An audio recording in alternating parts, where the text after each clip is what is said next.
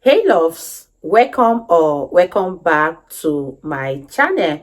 If you are new here, my name is Faith, and today guys I'll be checking out Officer Tatum as he speaks on Vivek Ramaswamy and everybody's career at the RNC debate. And you guys, I'm super excited for this. If you're yet to subscribe to this channel, please consider subscribing. Give this video a massive thumbs up, comment, share, and all that good stuff. And without much ado, let's see what Vivek Ramaswamy has for us in this video. You raise your hand supporting. Go. I'd like to get in and respond. Let's just speak the truth, okay? President Trump, I believe, was the best president of the 21st century. It's a fact. And Chris Christie, honest to God, your claim that Donald Trump is motivated by vengeance and grievance would be a lot more credible if your entire campaign were not based on vengeance and grievance against one man.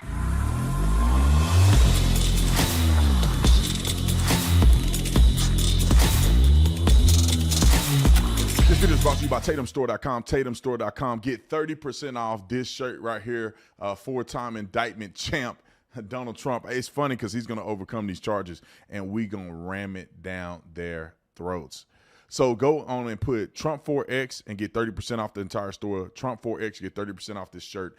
Like and subscribe to the channel. Y'all already know what to do. Let's get into this. All right, ladies and gentlemen, I have commentary on this debate. It was absolutely amazing. I will say this. Even though President Trump wasn't there, it was still electrifying in my personal opinion. I thought that a lot of the candidates did a pretty good job. I mean, I have respect for everybody that was on the stage. You know, I normally talk crazy about Krispy Kremes and I say things like that, but I have to give them props, man. Everybody on the stage held it down, and I felt as if they were at least okay. Right? I don't think anybody on the stage would repulse me as much as a Democrat. So I think that they all, in my opinion, I would vote for them over Joe Biden any day of the week. But there were some amazing emerging stars in this particular debate. And I'll give you my ratings here in a minute, but I thought it was very competitive. I thought that people weren't afraid to talk over others. People in the debate were not afraid of pointing out their issues and calling out the other for the lack thereof. And I think that the moderators did a really good job at kind of carrying the debate, making sure they stand their ground and allowing people to speak and not just have people arguing over each other the entire time. So I'm going to give you my top finishers, the top four, I would say. Number one is Vivek Ramaswamy. I thought he did an incredible job. He was clean, he was smooth, he was articulate, he was bold, he was forward thinking, and he didn't fall into the trap of trying to bash Donald Trump. He stood firm on that end, and he stood firm on what he would do for this country. And I felt like he emerged as the person who's not an insider. He was an outsider, a man that's very successful, young and enthusiastic. And I thought it came across very, very well. I don't think it was a single point that he made that I don't think he did an incredible job with. People are dying of bad climate change policies. This isn't that complicated, guys. Unlock American energy, drill, frack, burn coal, embrace nuclear. Put people back to work by no longer paying them more to stay at home. Reform the U.S. Fed, stabilize the U.S. dollar, and go to war. The only war that I will declare as U.S. president will be the war on the federal administrative state that is the source of those toxic regulations acting like a wet blanket on the economy. Mr. Ramaswamy, you would not support an increase of funding to Ukraine. I would not. And I think that this is disastrous, that we are protecting against an invasion across somebody else's border when we should use those same military resources to prevent across the invasion of our own southern border here in the United States of America. So to the education question, how would you deal with the crisis? So look, we have a crisis of achievement. Let's shut down the head of the snake, the Department of Education. Take that $80 billion, put it in the hands of parents across this country. This is the civil rights issue of our time. Allow any parent to choose where they send their kids to school. End the teachers' unions at the local level to allow public schools to compete. And then revive our national identity where every high school senior should have to pass the same civics test that, frankly, every immigrant, including my mother, had to pass in order to become a citizen of this country. Wow. I am running for president of the United States. We're skating on thin ice, and we cannot set a precedent where the party in power uses police force to indict its political opponents. It is wrong. We have to end this organization of justice. They need to hear this. Second would be Ron DeSantis. I think Ron DeSantis secured himself, in the top three position. because Ron DeSantis had a lot of accomplishments that he was able to tout, and those accomplishments are not falling on deaf ears for the American people. I think Ron DeSantis has an incredible resume as a politician, probably the best resume out of all the politicians in the race outside of Donald Trump. So I think he did a really good job of being smooth on his points, standing up and being a leader. You know, when he had to get confrontational, he was. It's not a territorial dispute either. President of the United States, your first obligation is to defend our country and its people. And that means you're sending all this money, but you're not doing what we need to do to secure our own border. We have tens of thousands of people who are being killed because we're not handling both. And so I am going to declare it a national emergency. I'm not going to send troops to Ukraine, but I am going to send them to our southern border. This election is not about January 6th of 2021. It's about January 20th of 2025, when the next president is going to take office. I know what the Democrats would like to do. They want to talk about all these other issues, but we've got to focus on your future. One of the reasons our country's decline is because of the way the corporate media treats Republicans versus Democrats. Biden was on the beach while those people were suffering. He was asked about it. He said, no comment. Are you kidding me? As somebody that's handled disasters in Florida, you got to be activated. You've got to be there. You've got to be present. You've got to be helping people who are doing this. I think the third place goes to, and I don't really like to say this because I don't really like Nikki Haley that much as a politician, but Nikki Haley, she emerged as probably in the third place position, or maybe third or fourth. I don't know if she did a better job than Mike Pence or Tim Scott, but I will say if I had to choose somebody for that third place position, it probably would be Nikki Haley.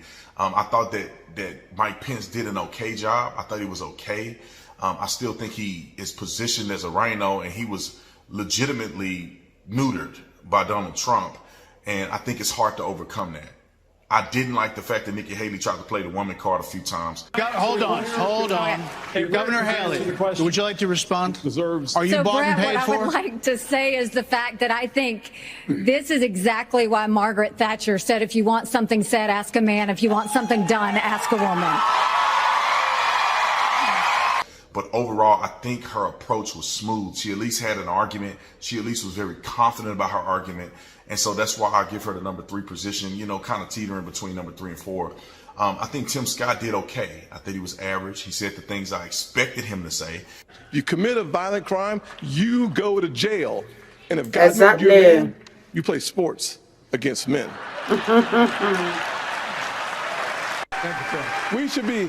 We should be asking ourselves a bigger question about the weaponization of the Department of Justice. When I'm president, the first thing I'll do is fire Merrick Garland. Second thing I'll do, fire Christopher Wray, because we need Lady Justice to wear a blindfold.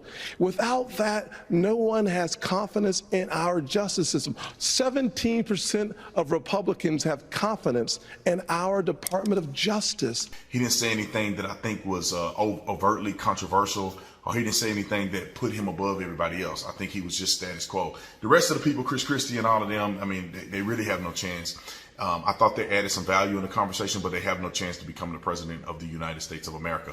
But let me get to a couple points that I want to make about their arguments. I was very disappointed that everybody on the stage, Vivek didn't have a chance to give him side of it when it came to the abortion argument. We need to stop demonizing this issue. This is talking about the fact that unelected justices didn't need to decide something this personal, because it's personal for every woman and man. I think it's very clear that the country should at least be able to meet in the middle on heartbeat. They wanted to meet in the middle on 15 weeks. You know dang well you're pregnant with a baby at 15 weeks. You understand how big, 15 weeks, give or take, if you do the math, that's about 4 months. You know how far along you are at around 4 months pregnant. You only got 9 of them. And so I think that if we want to make a concession or a compromise, we should do it at the heartbeat. How do you know when a human being is alive, the heart started beating? How do you know when a human being is deceased, the heart stopped beating? At minimum, we should be able to come together on the heartbeat bill, or the 6 week. I think it was about 6 weeks where the heartbeat is detected. Now, I'm the type of person that says life starts at conception, not perception. But I believe as a nation, we should be able to come together on a heartbeat bill. Because if you start saying 15 weeks, what's the difference between 15 and 16? I don't Or know. is that's when the baby can feel pain? I mean, what's the difference between 16 and 17? Before you know it, they're at 30 some weeks, and that's no different than 15 weeks. I think we have to have a set period that makes sense.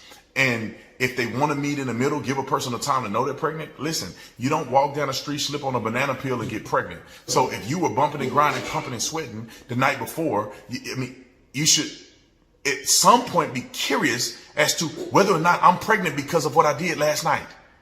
And so I don't think it's that hard of an issue. I wish Republicans would take a strong stance. You can still take a strong stance and be compassionate. The abortion issue should never have been federal.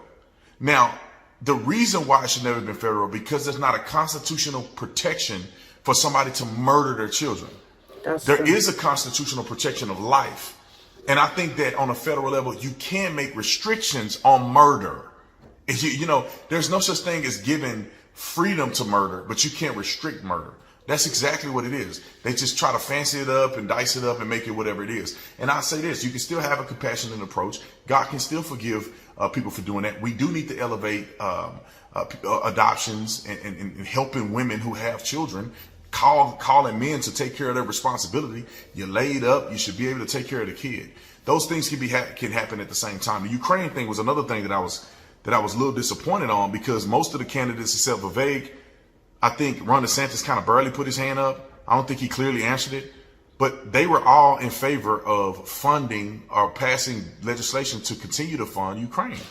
And I thought that Pence had a really good explanation in regards to his support for it. But I like Vivek's response, because I think Vivek mimics the response of people like myself that believe we should be focused on America first. We should be fighting a proxy war with Russia. I just really think we're going to end up in a nuclear war, because Russia can get backed up against the wall only so far before we get into a real conflict. So I was disappointed with the race, but Vivek came through and said what he had to say. I mean, school choice, everybody was on the same page with school choice. Most people were on the same page with the economy, same page with fracking and all of the things that we should have been doing for clean energy.